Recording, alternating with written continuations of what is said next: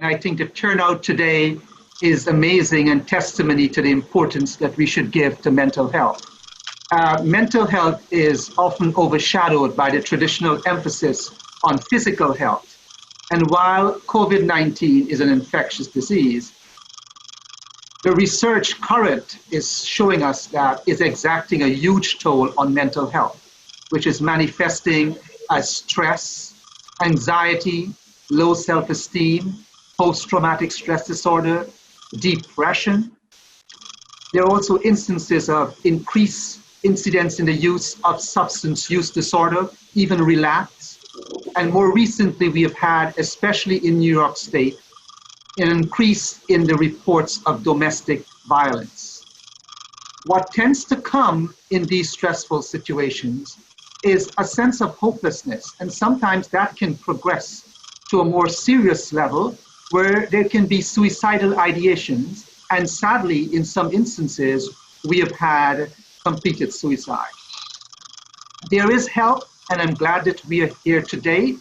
Hopefully, we will be able to empower our audience to access information and to improve their lives. I look forward to the discussion, and thank you all for joining us. Thank you, Rossi, so much. Okay, let's turn to Dr. Carolyn Cullen.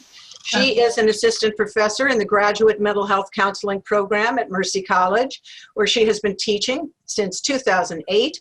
She is also a practicing psychotherapist for more than 20 years. She has worked in social agencies, mental health clinics in New York City, promoting resilience in adults, children, adolescents, and families. Okay. Carolyn, tell us from your perspective, you can pick up right where Rossi left off, I think, on consequences and what's going on. Right. Okay. So as Rossi was saying, it's really important to take care of mental health during this time. We are experiencing a pandemic, but also an epidemic in mental health. We'll talk today about warning signs that might show that someone might need professional help, namely psychotherapy, counseling, and or medication for serious symptoms. There are many effective therapies out there. There are hundreds, literally, ranging from short-term, goal-oriented therapies to longer-term, insight-oriented therapies. That could be psychodynamic, relational, or family therapy. That's just a few. The most important thing for folks is to have somebody who's well-trained, find somebody well-trained, and somebody you can trust, you feel like you can open up to. That is really the key ingredient for therapy to work. So in my work as an educator of mental health counselors, and as a psychotherapist myself, we're seeing a huge uptick in the number of people reaching out for help. You know, we're dealing with loss, dealing with addiction, trauma, maybe from the virus itself, or maybe prior trauma that's kind of resurfacing in life. Many people are struggling, and we see a lot of people. We have 61 participants right now. We saw there's a number of questions that people have about, coping for oneself, for one's loved ones, and work issues, return to work, worrying about the virus. So again, it's really important to tend to mental health. We know that protecting ourselves from stress helps us in our physical health, and it helps protect our immune system. So it's really super important, and I'm glad to be here, part of the discussion.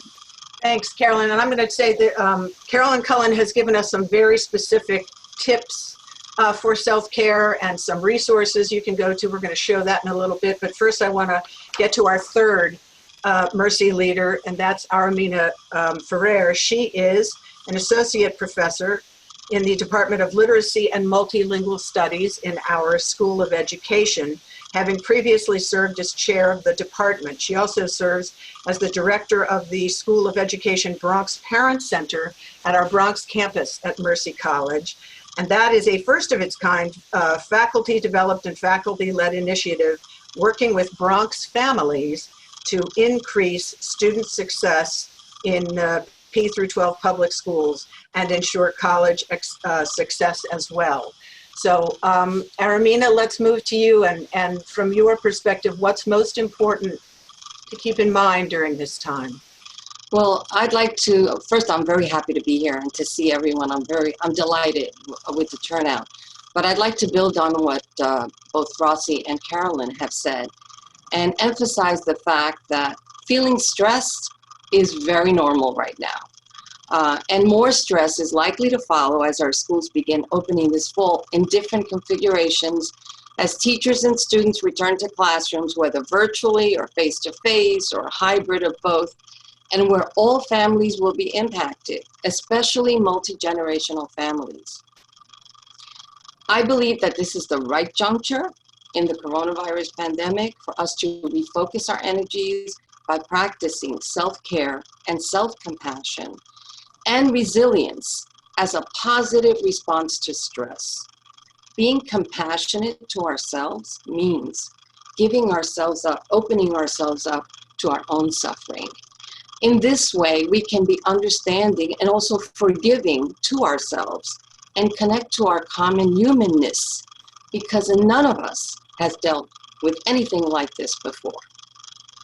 So whether you're a parent, a student, an educator, a healthcare worker, frontline worker, etc., take care of yourself first. Put yourself at the center by taking time for yourself. Be mindful of your own thoughts and be kind to yourself. I always say, above all, be kind to yourself. This will help reduce your feelings of inadequacy, guilt, and paralysis, and the lack of motivation that so many of us are feeling right now with so much uncertainty. So I'm happy to share in the discussion today and talk about some small and large things that we can do right now to be more self-compassionate, build our resilience, and our physical and mental reserves.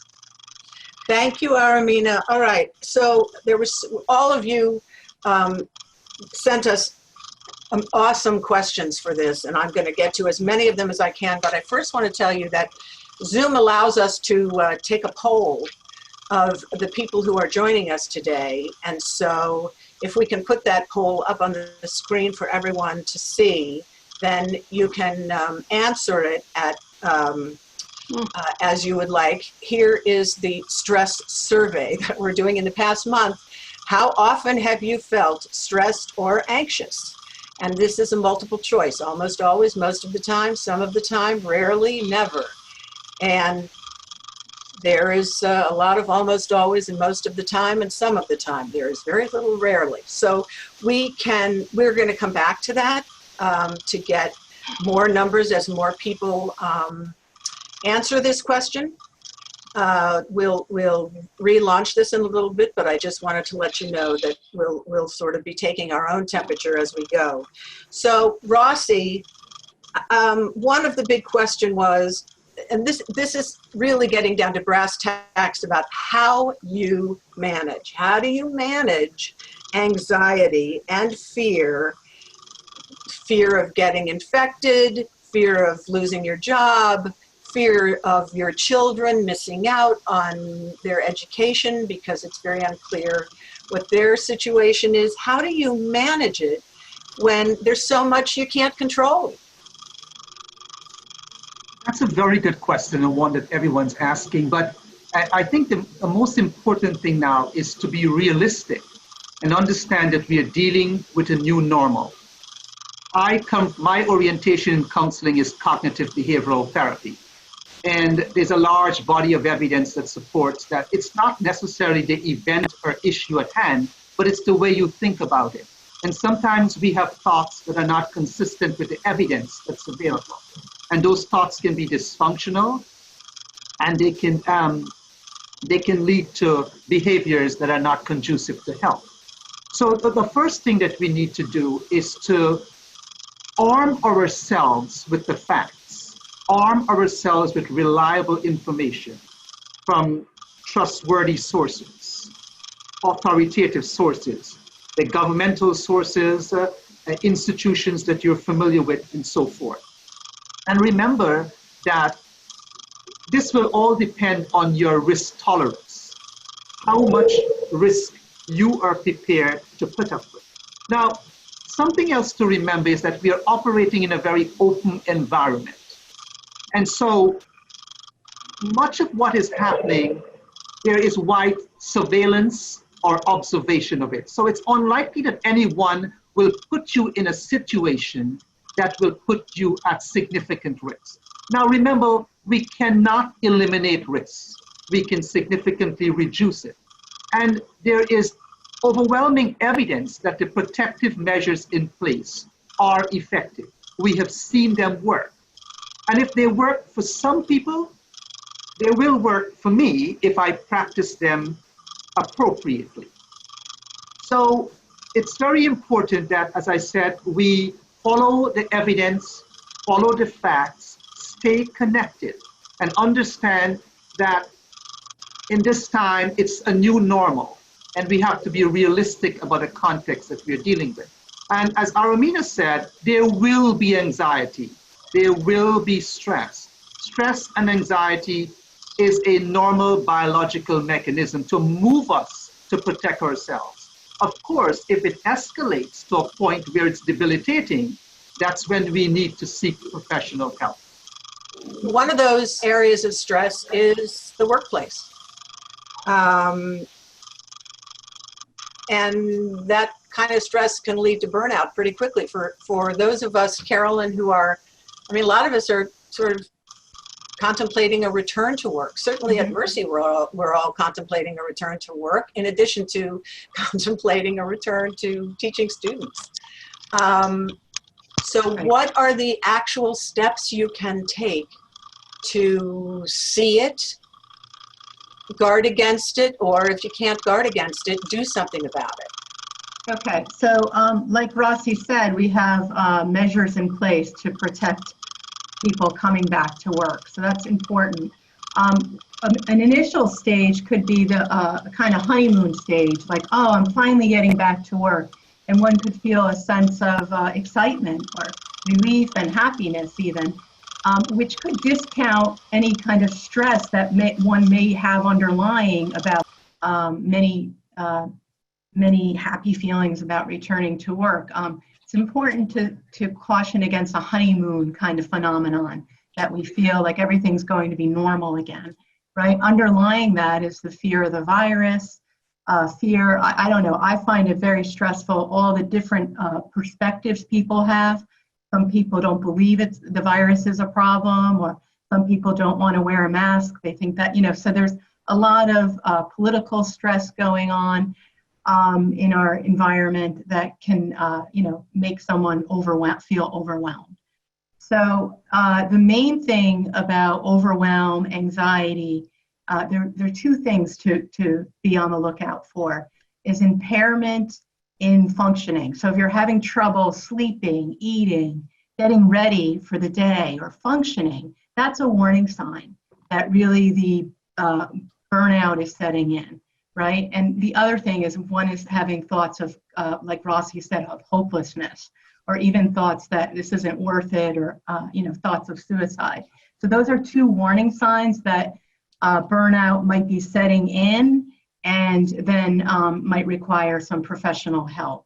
But the good news is that if you focus on things like Aramina was talking about, self-care, pleasure, restorative activities, that can act as a buffer from the stress of the return. So that's important. Even though we're going back to work, we have to, still go outside or do whatever gives us pleasure, to keep that in mind. So how can you differentiate between what Rossi calls adjusting to the new normal, which may, by the way, have you like elevating your stress tolerance just because it's stressful, and when it gets more serious? Right. So recognizing that you're going to be having negative feelings. Okay, you're going to feel some level of anxiety, and other people around you are going to be feeling that stress.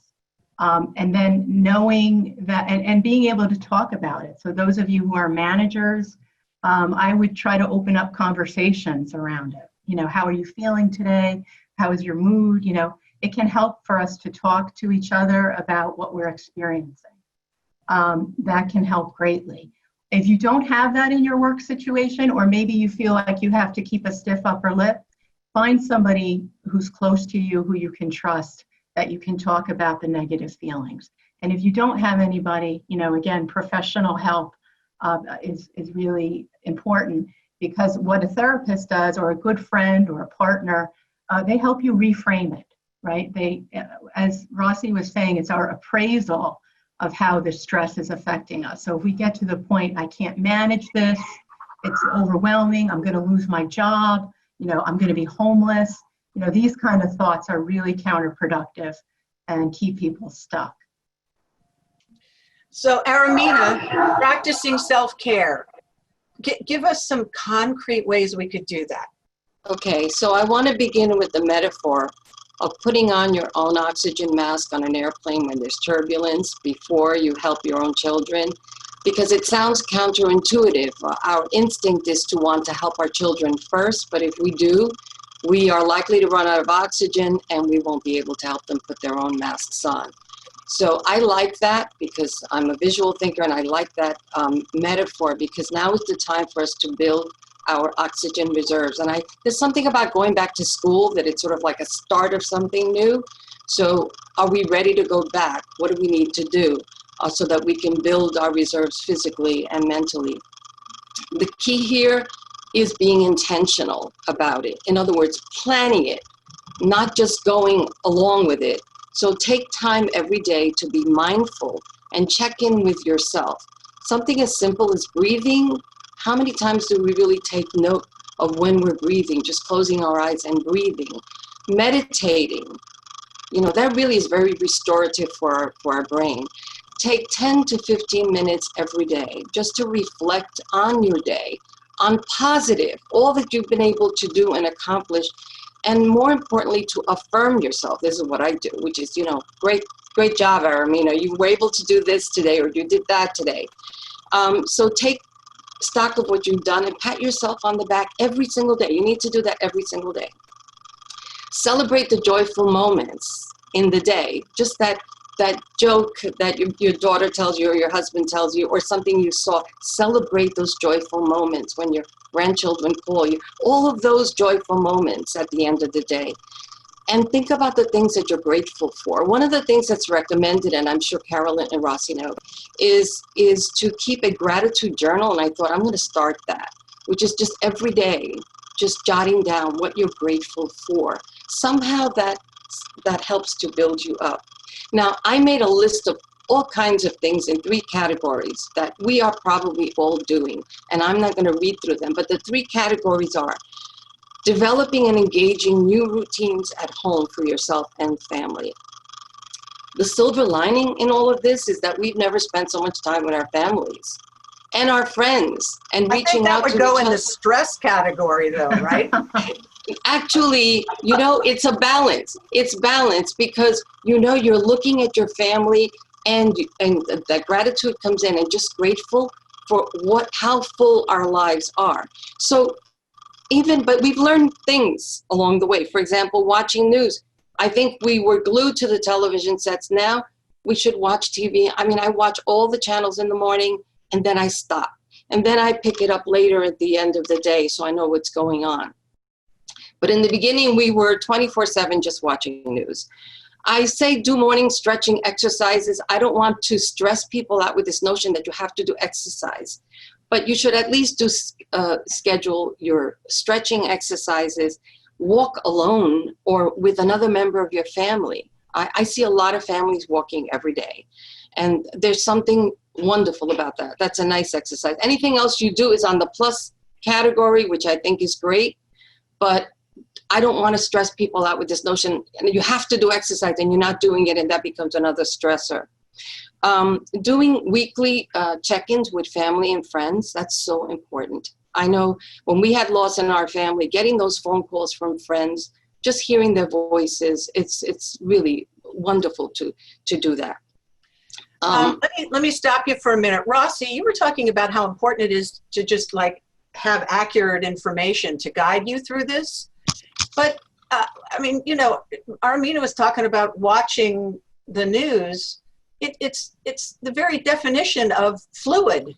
and not always accurate. I mean, first we were supposed to wear masks, and then we weren't, they supposed to, and now we are again. And I know you just wrote an article about this recently. How are you supposed to sort of understand, without getting stressed out and anxious about it, what's true? Rossi, you're muted, my friend. So yeah, let me tell you to unmute yourself if you can, and if you can't, maybe I can unmute you. Let's see. Yes. Yes, there you go. Now? Yes, yes. You said it well, Edie, and we need to recognize, I'll go back to what I said earlier, it's a new normal. And information keeps changing. We are dealing with a new virus. We keep learning every day, and that will just be the order of things. And so we will have to depend on the experts and those we trust to help us to understand this information. And this is where staying connected with people is important. So when information is presented to you, it can be overwhelming and burdensome. So you have someone to process that information with. But to expect that the pattern, well, what's a major change that we have had? We have lost our routine. We have lost structure that we have had to our lives. And we are seeing the same thing with the way this pandemic or knowledge of the virus is unfolding. So I think it's just the acceptance that this is new, we are learning as we go, and it's just the fact of life for this time. So if we come to the point of accepting that and dealing with the present, I think it will help to reduce our anxiety. Carolyn, I want to talk some more about things you recognize in yourself that might tell you you're in trouble. There's physical things, there's mental things. You talked a little bit about that, but can you give us some more specifics? Like, the feeling of, I just don't want to get up today. Right, okay, so, problem sleeping. Sleep is really key. So getting outside is a great suggestion, walking outside, because that can help with your sleep hygiene. So really focusing on getting a good night's sleep is important.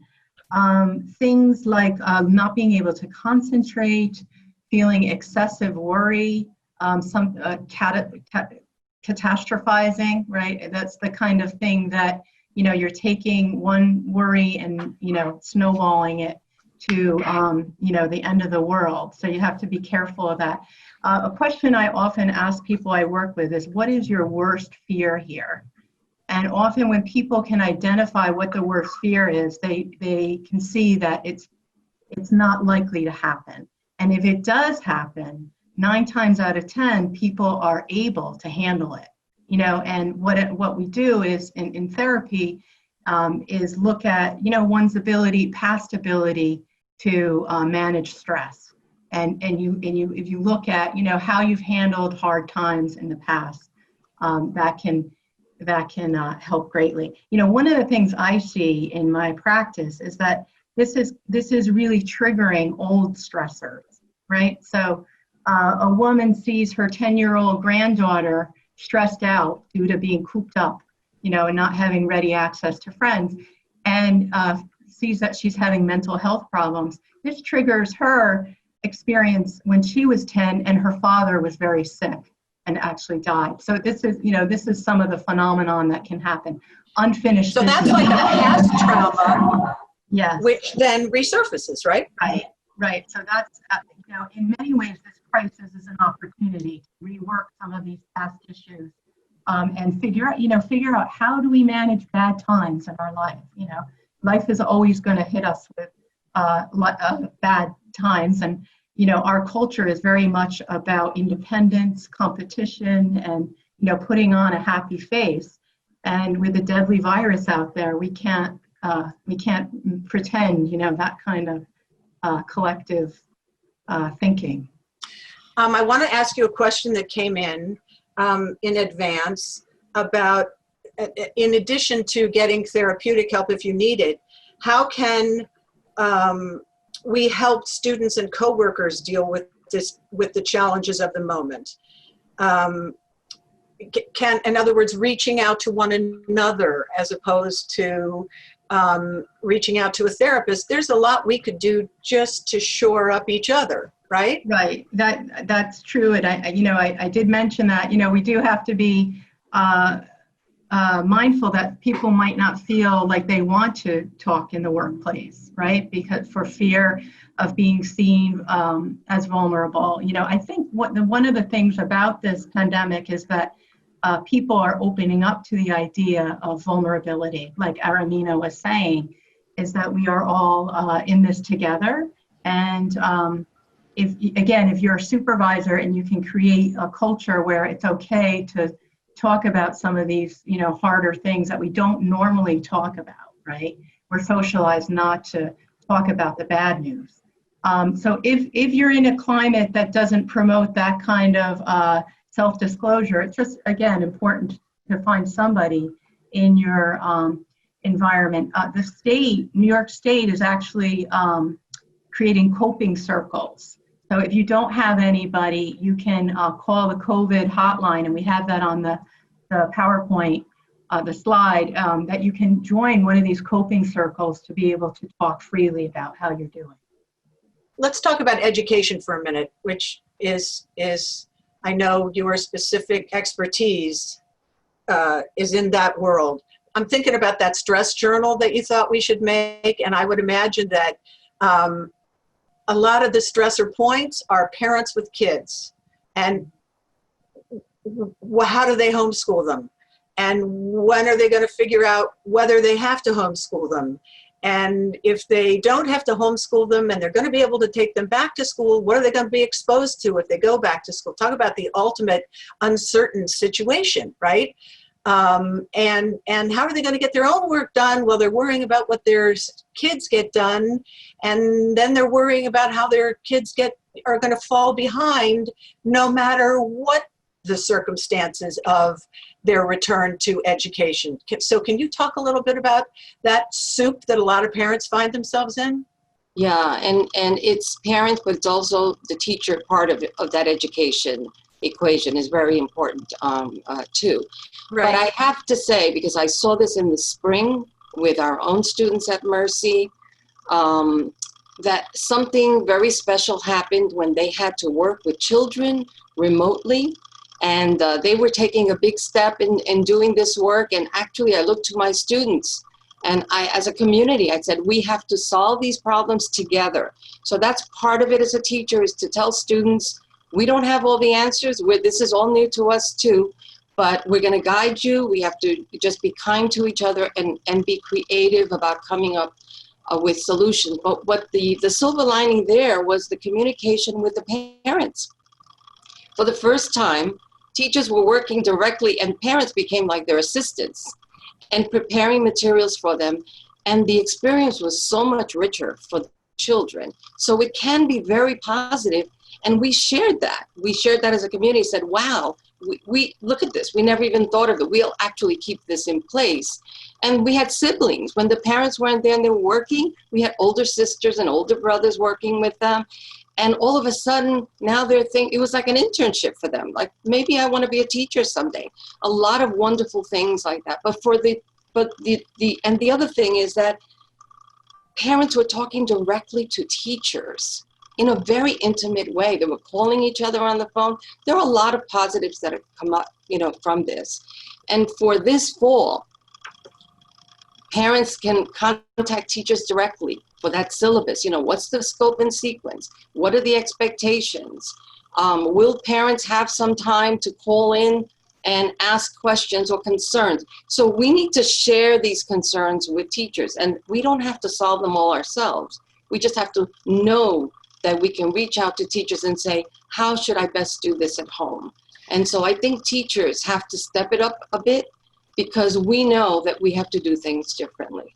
There is a bit of built-in stress between parents and teachers over whether to come back to class, right? I mean, the teachers are kind of angry that I have to come in and be exposed to what may be a whole class of asymptomatic super spreaders, right, because you parents want to go back to work. And the parents are like, this is where my child learns in school. Of course I want you back in the classroom. There's a lot of that sort of underlying tension, is there not? There is a lot of that going on, but I think, again, we have to go to the professional for the guidance. So teachers have to take the lead here, which is, this is where we are, and our job is really to provide for safety and security of those children as teachers, right? And our students at the college level as well. And we are going to go through some protocols. And that's what we do really well. That's what teachers know how to do well, is create new routines for children and families around how do we keep ourselves safe so that we can learn. I know in some cases there's going to be a hybrid situation for some students. I don't know how many children in New York City schools are going to be actually attending 5 days of school during the week. I don't really see that happening in very overcrowded schools. I just don't see how they'll be able to do that. But I do see some hybrid, and I'm already seeing that parents are telling me that in their schools, the superintendents have told them that their children will attend school twice a week, and then there'll be 2 days of remote, and then there'll be 1 day where they get some special services. So already parents are being told, prepare yourself. So all of this has to do with preparedness, like what do we know already, and reaching out. And the minute our children are there is that link with the teacher, and the teacher establishing with parents what those new protocols are going to be, because parents can't be hounding the teachers either, right?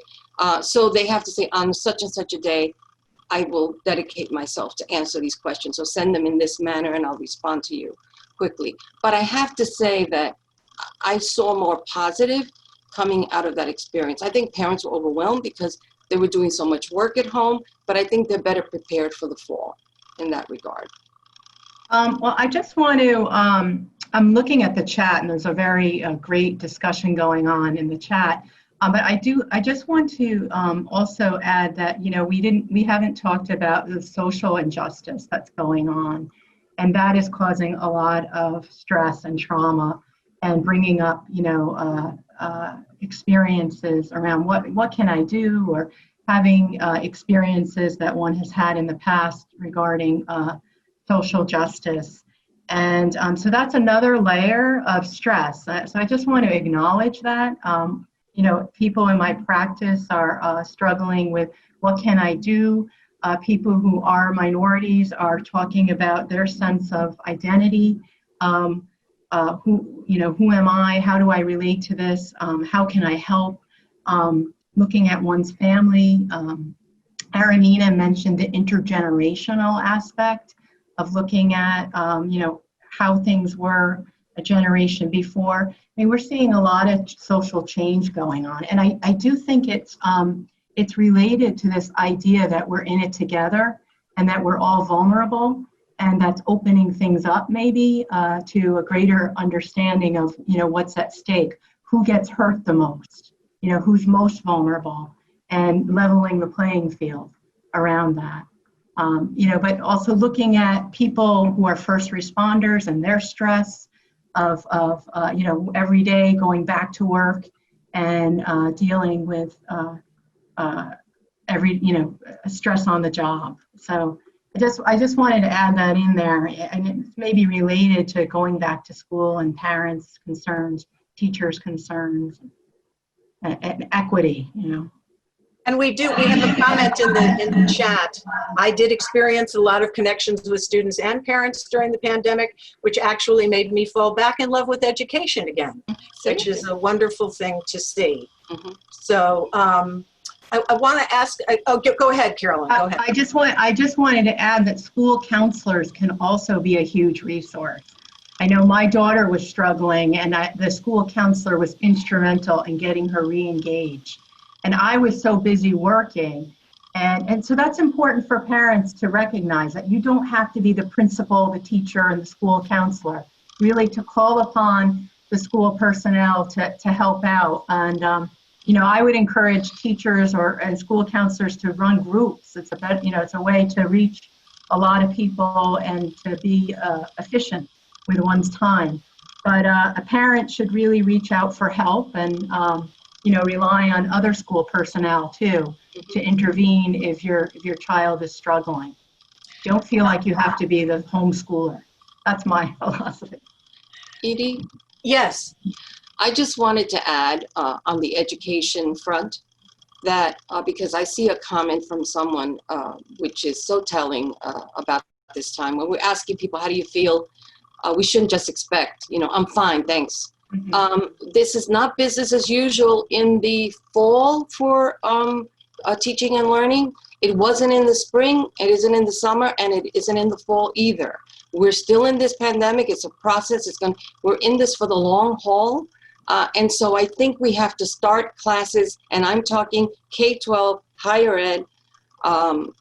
Professors at the colleges have to start, and K-12 teachers, a whole week of building community around what has been happening. That's how we set the stage for the rest of the academic year. And so professors have to get used to opening themselves up as well. I mean, this is new for some people, not for those of us in education. We're trained to do this, and in the other health professions and in guidance, but most other professors don't want to share. But in fact, I find that that's what helped me when I lost 2 members of my family in the spring, to share with my students that this is going to be a time, and then all of a sudden I'm one of the people. And so I had to share that with my students and say, this week my life was interrupted by the loss of one, and then the following another. So I said to them, just let's be kind, like give me a little time, because I have to grieve and I have to go through this process. And then what happens is that in reaching out to me, all of them all of a sudden coalesce. So it helps them, and then they're willing to share. So I think that we have to start the year with that conversation and open ourselves, like, what does the class would like to do? Is there a check-in time? Is there a specific way that they would like to handle some of this? You have to talk about it up front at the very start of the school year. If I can add to that, Edie, this is a collective traumatic experience. We are all adversely affected. It's how we cope. And when we think of coping, we think of those who have skills to problem solve. They face the event, they face the issue. And sometimes it's as basic as communication skills or negotiation skills. Like you need a modification of your work, but you don't have the skills to communicate and negotiate or talk with your supervisor. So there's that stress and anxiety that builds up. But on the other end, we have those people who tend to be avoidant. They avoid the event and issue altogether. And that's where severe stress and anxiety builds up. And sometimes with that avoidance comes unhealthy behaviors such as substance use. So there is an increase in that, isn't there, Rossi? Absolutely. So to go back to the theme earlier, let's be mindful. Let's check in with ourselves about what we are thinking and what we are doing, because sometimes we work on automaticity, thoughts that we are not aware of. And until the act is completed, we said, wow, if I only had thought about it. So Rossi, I wanted you to put your epidemiological hat on for a minute. We've heard recently that we're better off in New York than a lot of other states are.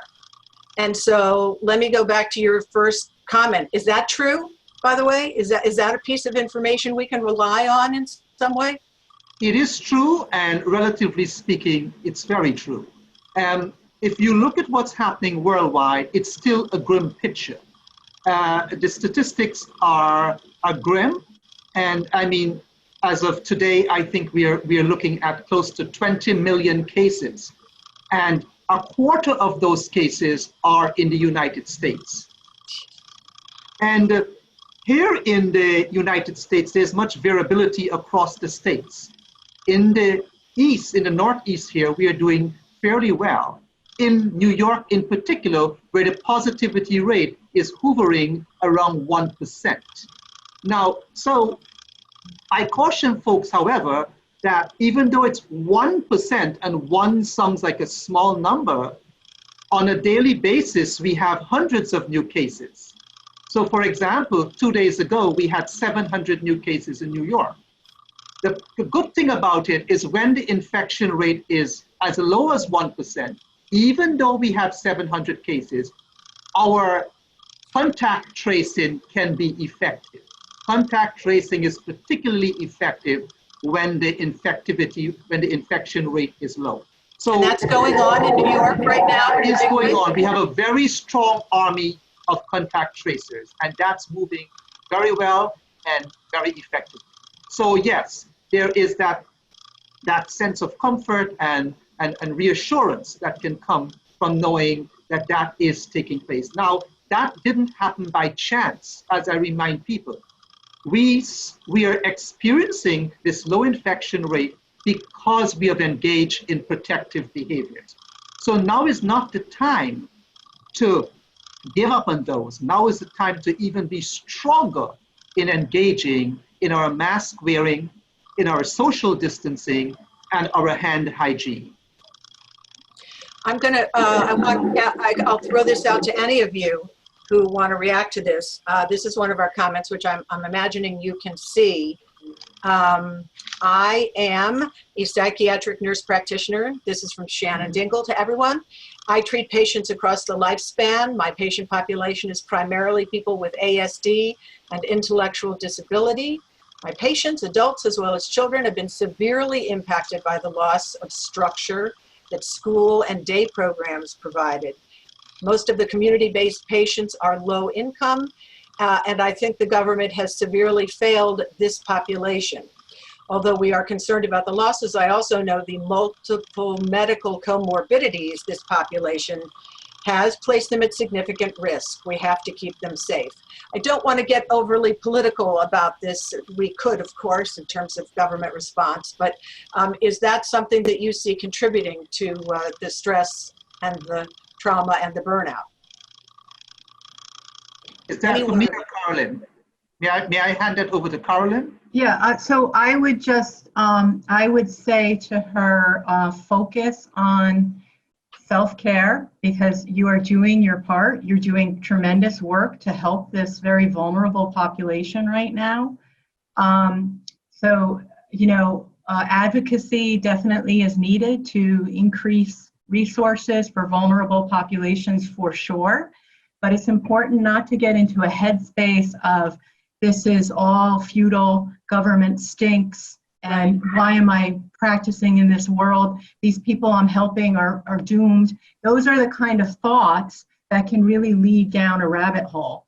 So you really want to promote yourself and feel good about the work that you're doing and remind yourself why you got into the field and to try to find energy around that, and also to, yes, take a break from it. You don't have to be, you know, thinking constantly about the people you're helping. You need to, as Aramina said, put the oxygen mask on yourself and find some restorative activities, pleasurable activities, so you can help these people in need.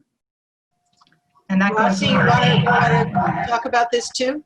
There, you know, there's other populations too, like older adults, young children. There's a whole, you know, vulnerable populations that are at risk. I fully endorse what Carolyn said, and I stick to the principle of evidence-based practice. I say, regardless of what's hovering around me, I know where to find and access reliable and valid evidence, scientific evidence. So at the end of the day, regardless of the noise or interference around me, I will go to what I know works based on the evidence.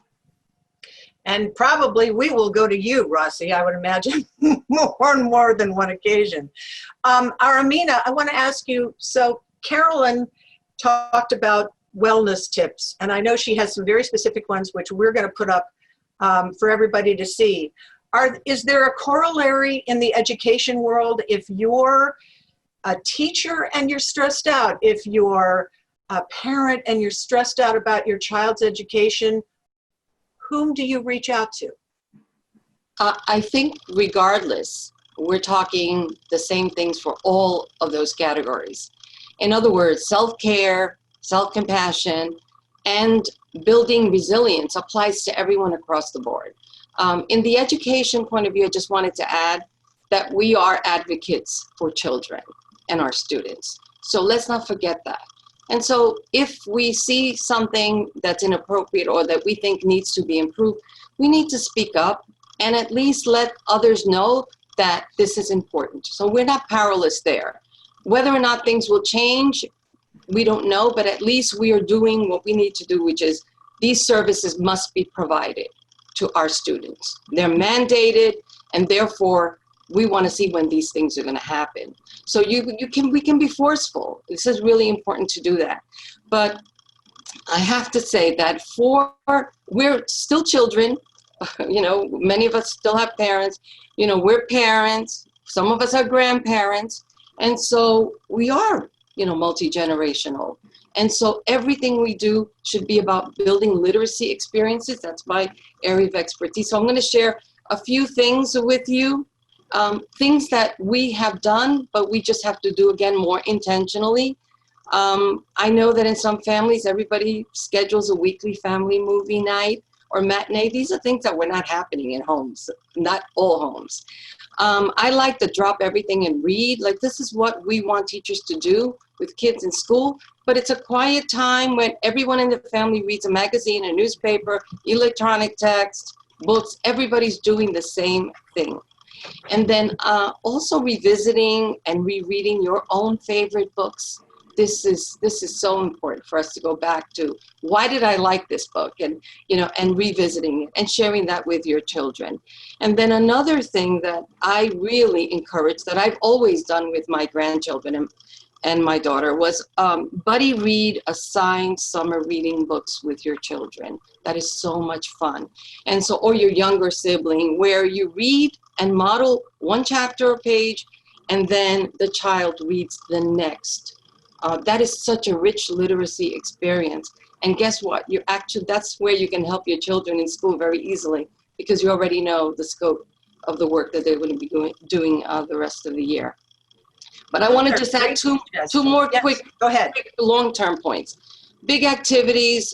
We have to shore up our brains too. I mean, all of us, our brain turns to mush. So we have to calm ourselves down and clear our heads and also charge up our brains. And so a few little things, and I'm going to do the big one here. So long-term, big activity. Now is the best time to learn another language. This is a global pandemic. We're learning about a lot of different cultures around the world, but more than ever, we should learn another language. We have an opportunity to immerse ourselves in the culture and language through movies and dramas. I am learning Korean, and I have to tell you, my brain is, right? My neurons are on fire. And so I am really immersed in the Korean language and culture. I am learning so much about how they handle the pandemic, by the way. They're still producing those movies and those dramas. They know how to take care of themselves. So we do learn a lot. But I encourage the language, because second language learning improves your memory, problem solving, multitasking, as you know. And of course, as we're aging, our brain is actually growing with learning another language. So keep that in mind when you're thinking, what can I do so that I can stay alert and focused? Carolyn, let's put those up. We're going to get the results of our poll again, but I want to put, if I could ask my colleagues to put up the resources slide that you so generously gave us, of where people can go and get you to talk about those a little bit. There we go. Emotional wellness tips. Talk about those just for a minute. So this is really an overview of what we've been talking about today.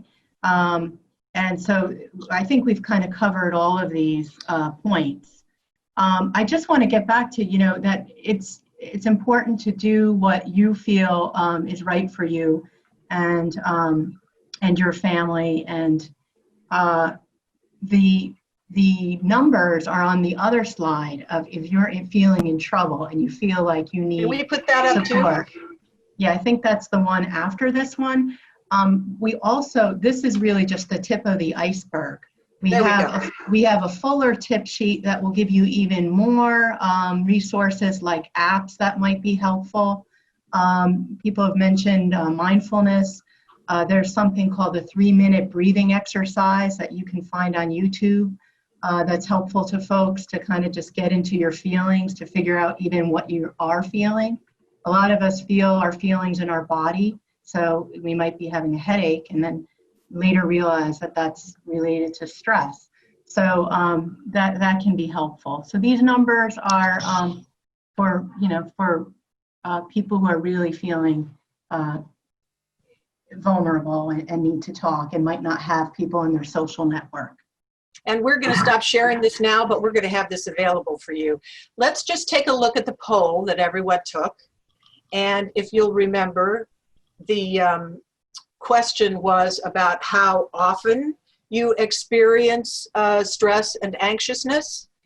There you go. Most of the time, 33%, most of the time, 43% some of the time, and actually these numbers are changing so half of us some of the time, another 30% of us most of the time, or 25%, and almost always. Let's just say that only 11% of us do not experience it. Rossi, what would be your reaction to those numbers? Well, I have to say it is very consistent with a recent poll taken by the American Psychological Association that showed that more than ever, the levels of stress are significantly higher among all groups, the general population, and more so with populations suffering from prior mental health conditions and those who are exposing significant stress at this time. So it comes back to the point that this is a collective traumatic experience. Stress is so widespread, we will all experience some adverse effect. It's about coping. It's about all the supports we heard about today and the strategies that we can take to help us to problem solve. Remember, there will always be a level of stress. Stress is a natural biological reaction to help us to move to protect ourselves. But if we don't have this skill set to do so, it may elevate our anxiety, and that can be debilitating. And when you are in that state, your judgment may be blurred, and you can engage in thoughts and behaviors that are not conducive to health. So again, as Carolyn said, use the resources we provided to seek professional help. Mental health services, especially in New York at this time, are free of cost.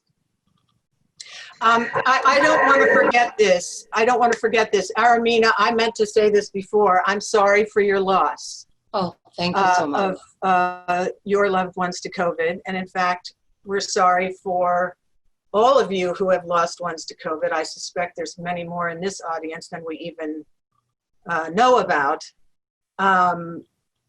Carolyn, any final thoughts from you?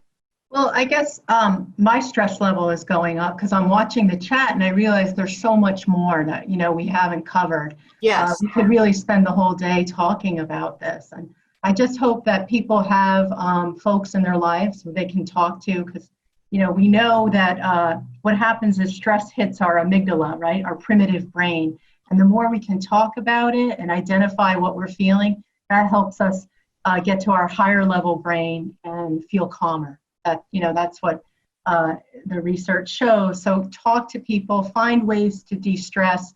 If you don't have anybody, try to reach out to one of these helplines and find restorative activities. All right, I'm gonna bring this to a close, unhappily so, but tell you that there is, first of all, these questions that are being raised in the chat, we're gonna get these questions to Rossi and to Carolyn and to Aramina, so that they can answer them whenever possible. I do want to invite you next week to join us when we're going to be talking.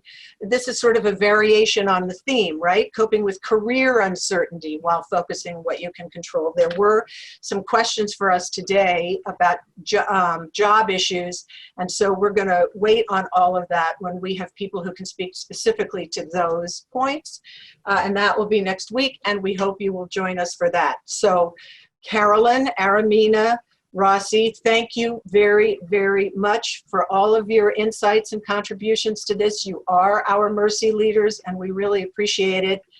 And we'll keep this conversation going, everyone. as much as we can, because Carolyn, you're right. There's just so much more to say. Yeah. So for the moment, thank you very much for being with us, and we'll hope you join us again soon. Thank you, everyone. Thank you. Bye, everyone. Bye-bye. Be safe. Take care.